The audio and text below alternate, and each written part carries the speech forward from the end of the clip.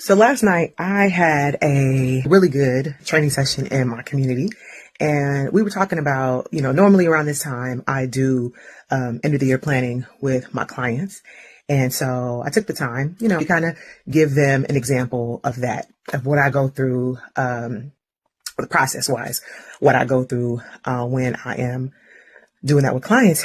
And it was a really, really great way to self-reflect, right, at the end of the year, not just to analyze how you are going to finish 2025, but how are you moving into 2026, right? And part of that starts with, one is having gratitude, right? And two is assessing, what did you say that you were going to do at the beginning of 2025? Which ones did you do, right? Because you want to acknowledge your milestones, and which things did you not do?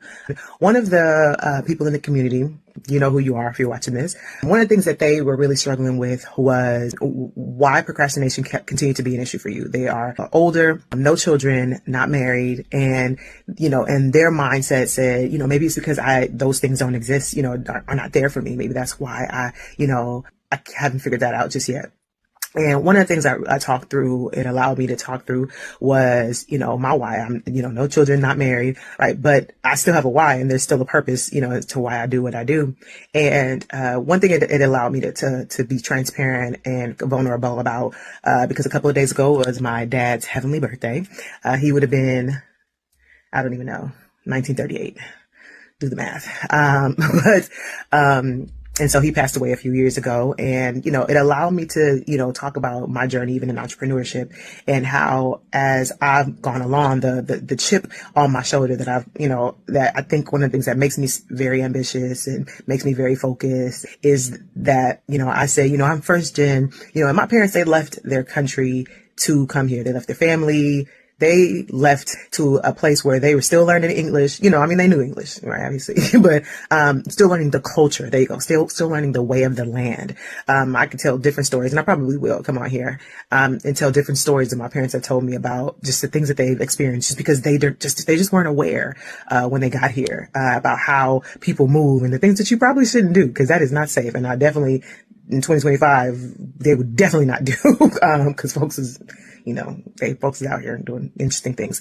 But it definitely, all that to say, it allowed me to encourage that person to, to really take this time to not just reflect, again, be grateful, but also figure out what your why is. It literally should be something that will make you cry if you just, it's that deep that it makes you cry. But that's one of the things I definitely will put out for anybody. This isn't total financial talk. This isn't necessarily business talk. This is just in life, the importance of knowing what your why is, because that will move damn near everything else in your life. That will help you get clear on, the direction, not just the direction that you're going, but why you're going in that direction. It'll help you, because one of the books that we're reading right now in the community is Peaks and Valleys. That's one of the real first books, that I finished completely, again, on my entrepreneurial journey, when I was having to reprogram myself and learn how to just deal with the ups and downs of life, especially along this journey.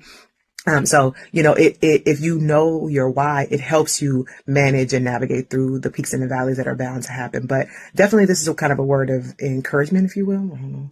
Find whatever your why is, because you can have all the talent in the world, but if you do not know your why, if your mindset isn't solid, and part of that being knowing what your why is and knowing what wakes you up in the morning, you are not gonna lean into that purpose, right? And lean into that talent. But for a person that, let's say, has a solid mindset, has levels of mental toughness, knows what their why is, they can learn the skill set. They can learn the talent, so if I had to choose between the two, I'll take the person who has the mindset and just needs to learn the skill set. Cause I could teach you that, right? You can learn that.